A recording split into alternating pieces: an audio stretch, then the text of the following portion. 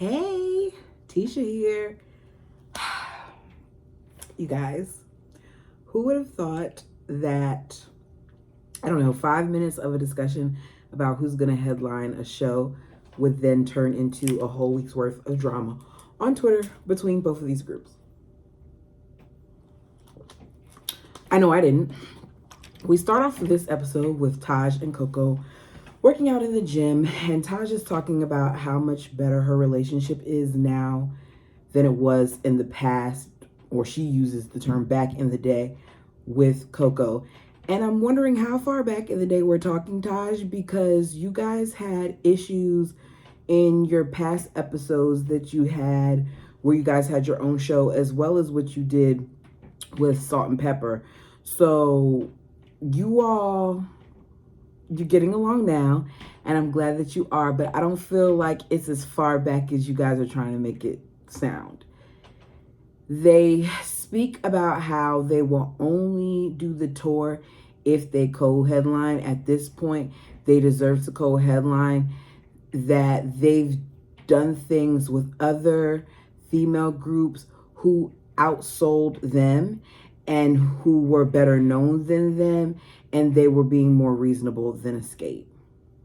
We then see Lily and her manager, and well, I'm not sure if it's Lily's manager or SWV's manager, but we'll say her manager, come over to listen to a snippet of the erotic audiobooks that she's doing.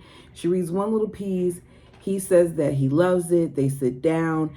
They talk about what happened a couple days ago, and he says he's finally recovered from the meeting they had. Lily brings up a good point in saying that she wants everyone to put their egos aside, and she feels like it's more ego than anything. And I do feel like it does have something to do with ego, but I also feel like it has something to do with management, because Xscape didn't even have representation from their management. Both groups, we already know, prior to this show even being created, both groups had agreed to do this merger. So with that being said, it was the responsibility, in my opinion, of the managers to get together and talk finances so that the talent could avoid what's going on now. We then see Taj meet up with Tamika over lunch, and they discuss what they would like to see for the tour. They talk about each of their members' styles. They talk about the performance that they did with the verses and how there was good things about it and there's bad things about it. And one thing that Taj said was that she would like it if they were closer together, where they were more interactive. Tamika talks about how she's really excited about this because she's never stepped into the creative role as far as staging and things of that nature, because her sister and Candy normally handled that. SWV meets up with Xscape. Taj puts out a spread that is definitely not worth mentioning because it's pieces of meat and cheese, water, and if you want some wine, you could have some wine. The girls arrive. Tasha has on sunglasses. She's the only one who comes in with the room who keeps on her sunglasses. And that alone had me looking at her like, girl, why you don't take those glasses off? But she didn't act up too much in this meeting. Tamika comes in with Steve. And Steve is the person who normally helps with the visuals and the production and all the staging stuff that we see for their group. When I see her with Steve, my immediate thought is you guys are skipping steps. And in my opinion, the first thing that needs to be discussed is who's going to headline. But take it for Coco, and I'm glad Coco said it. Coco asks, like, before we go here, we all sitting here trying to act like everything's okay. Has the decision been made on whether we're co-headlining or not? And then she looks at Candy and says, Candy. And Candy says it's up to the group whether or not they do it. And Tasha then says, let's not go there, we're co-headlining. Even though she hasn't discussed it with her group, she makes the decision. And Candy says that much in the confessionals. Candy also says that her group said that they felt like they should be headlining. So to hear Tasha come in acting like she's the savior bothered her.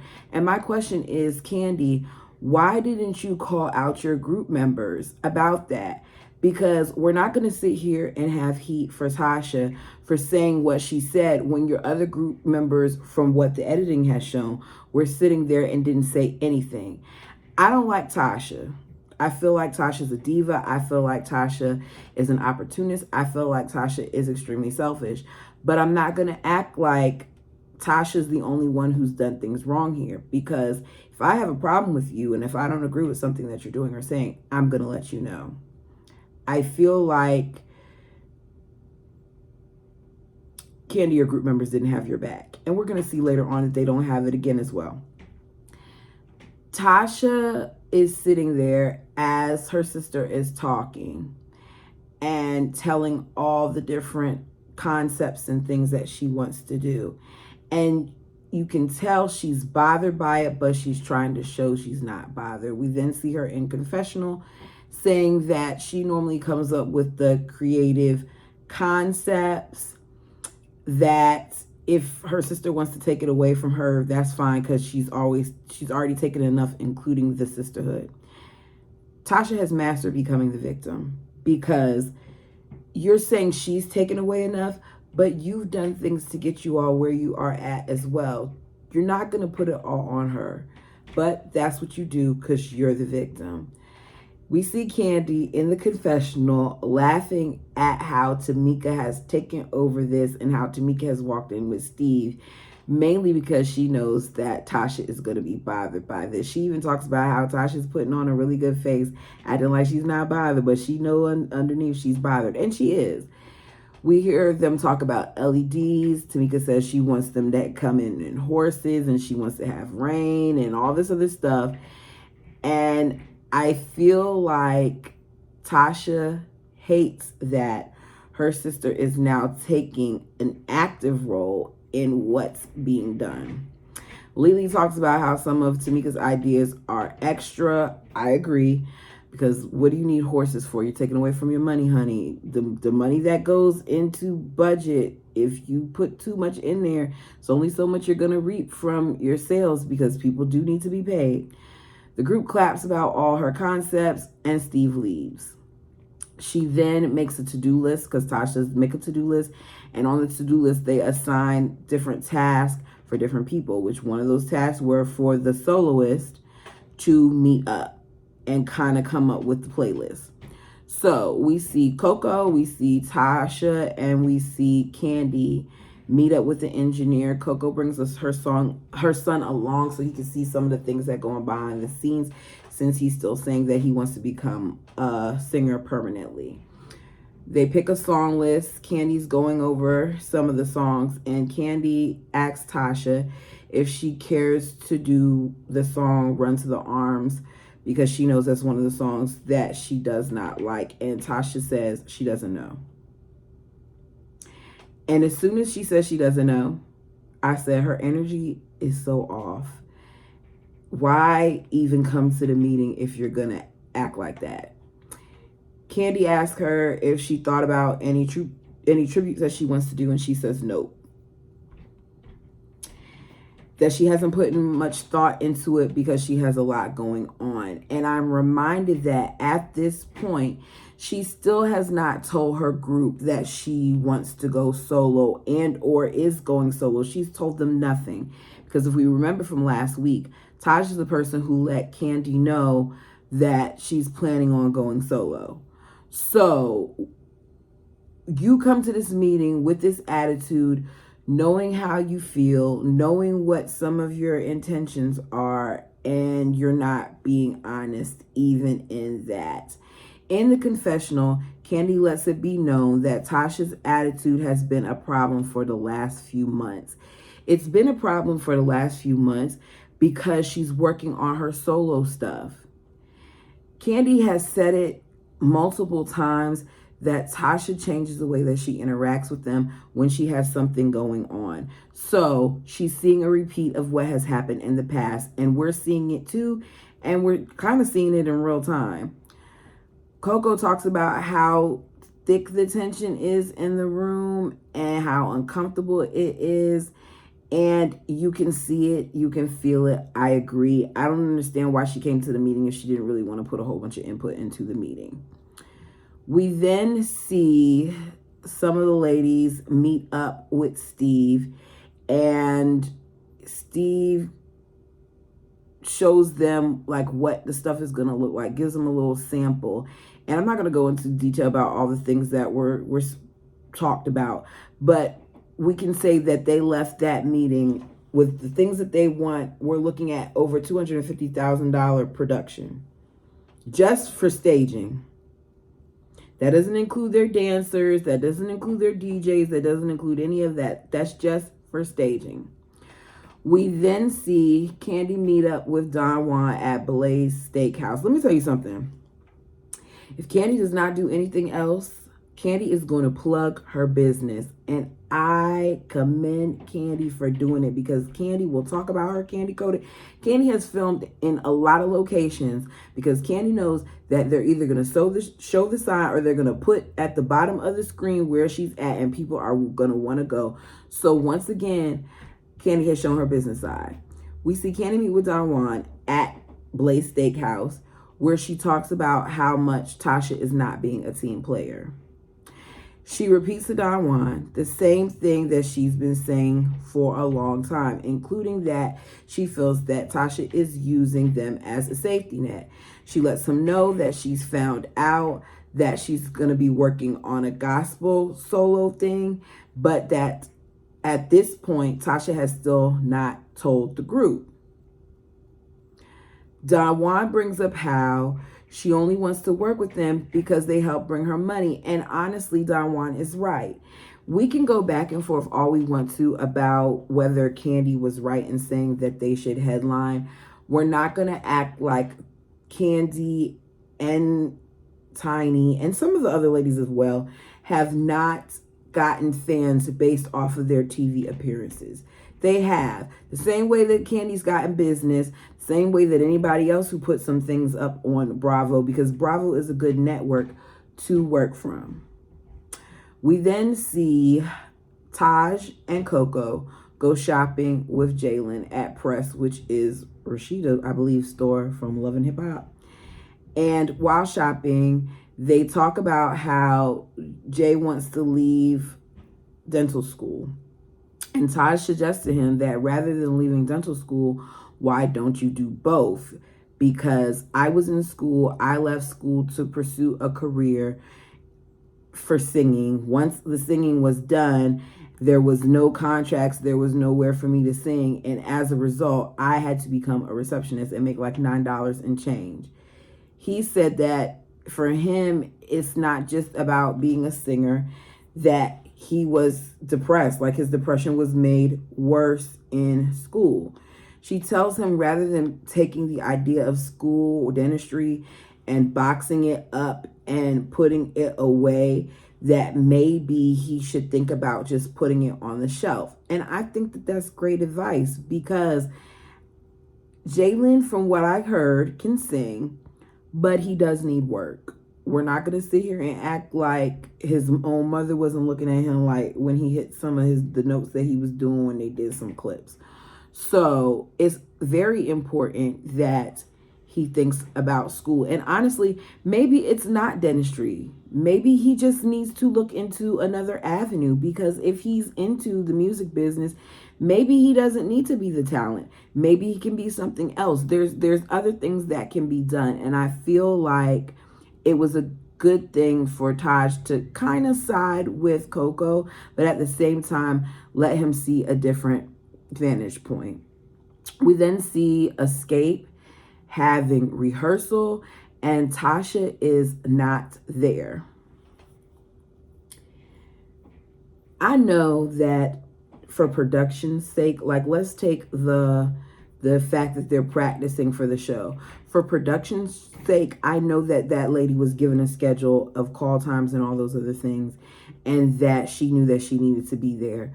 One of my biggest pet peeves is when people waste my time.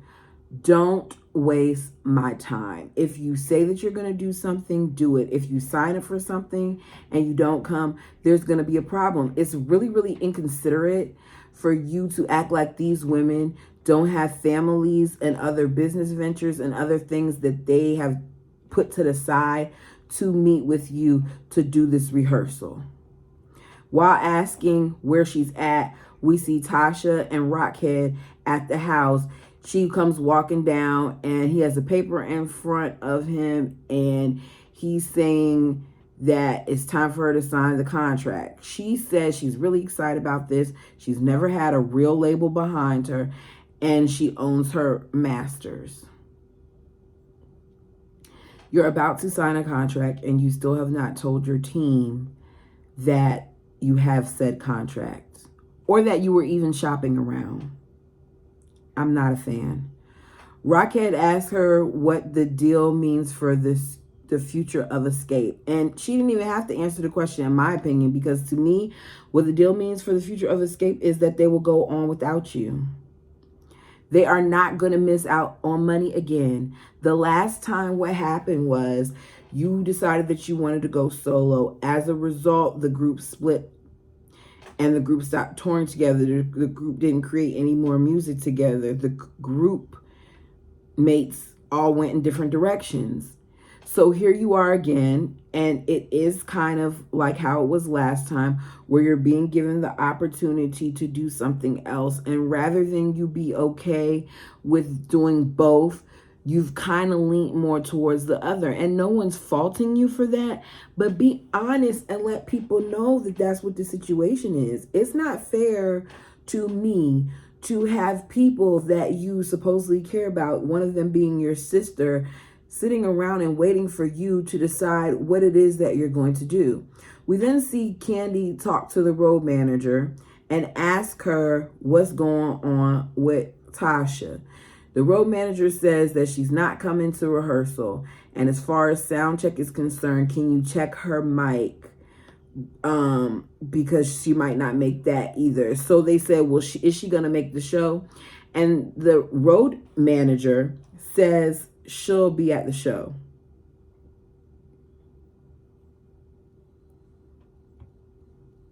What do you mean that you're not going to make rehearsal? What do you mean that you're not going to make sound check? Back when I was a dancer and we had a competition, even for the recital, we were not allowed to miss rehearsals leading up to our stage performance. At church, when the choir is practicing, if you miss rehearsal, you don't get to sing. So you mean to tell me, Miss Road Manager and crew and Xscape crew, that you've made it okay in the past for Tasha to not come to rehearsal and then she goes and sings with you all?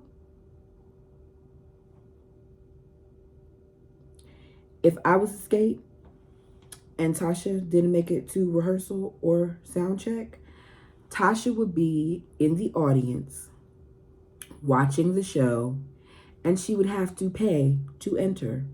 You want to be here? Pay us. Because you don't take our time seriously. You take us for a joke. No one is that great that they don't have to. Beyonce is a performer. Regardless of how much people think she can sing, can't sing, whatever, Beyonce is a performer. Beyonce is standing there when you see her in rehearsals, and she is dancing and she is singing and she is practicing with her people. If someone who is a headliner, who don't have to have a debate on whether or not she's going to co-headline or not with anyone, if someone like that practices and comes to rehearsal, what makes you think that you don't have to come to rehearsal?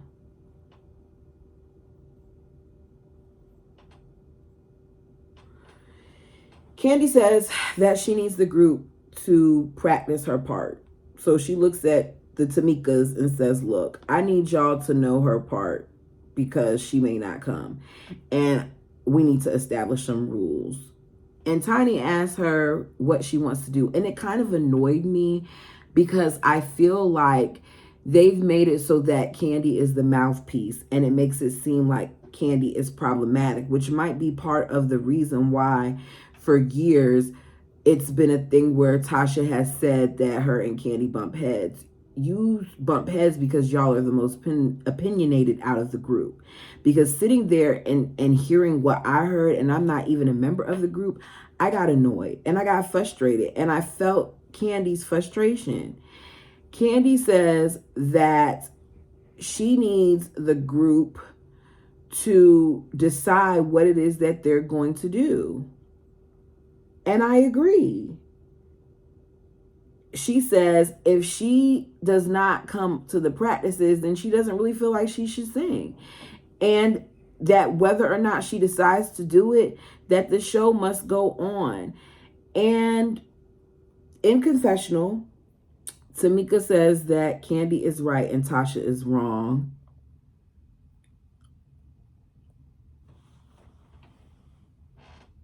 Why couldn't you say that right then and there in the moment when she was expressing herself? You bring up the fact how the old you would have interjected and would have kind of like taken up for your sister, but the new you isn't doing that. I need the new you to also call when your sister is full of crap right then and there and not wait until a confessional moment.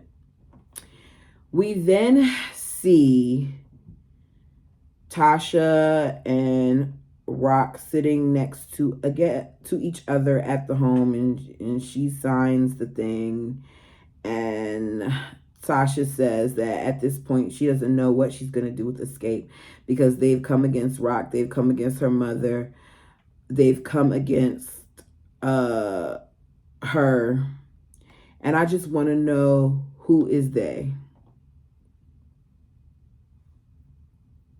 Your sister? Because from what I can see, they kind of stay out of a lot of stuff. Because they aren't fans of Rock, but they still obviously kind of accepted him being around because Rock comes with you. She signs the contract and Rock talks about how she's free and she's independent and now she can do whatever she wants to do. And she can't do whatever she wants to do. Not with Rock. We see the ladies of Xscape practicing, and she's not there.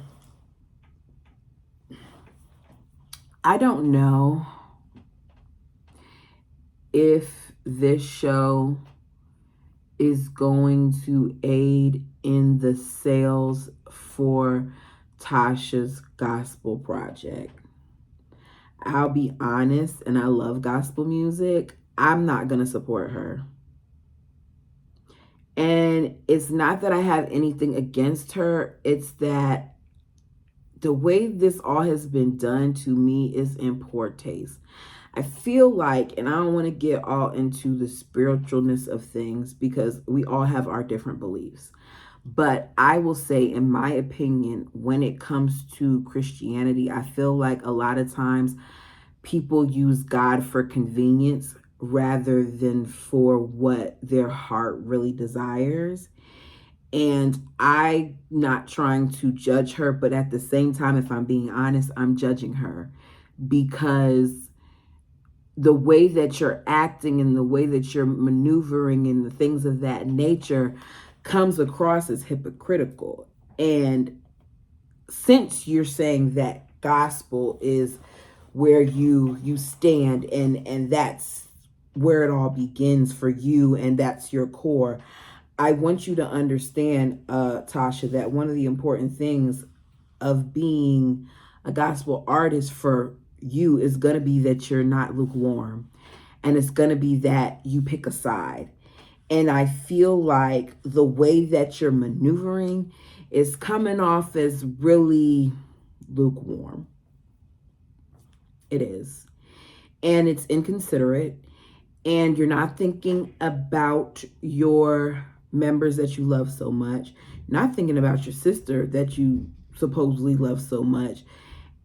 And I just over it. I'm over. Whenever she comes on the screen, I roll my eyes. I get an attitude because of her attitude. You're in a meeting with other members. When Lily walked into Taj's condo, Lily had on glasses. Lily sat down, and as she started talking to her group members, you no longer saw those sunglasses.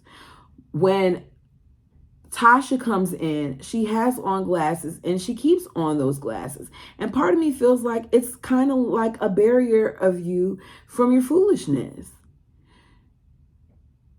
You're selfish, and for your sake,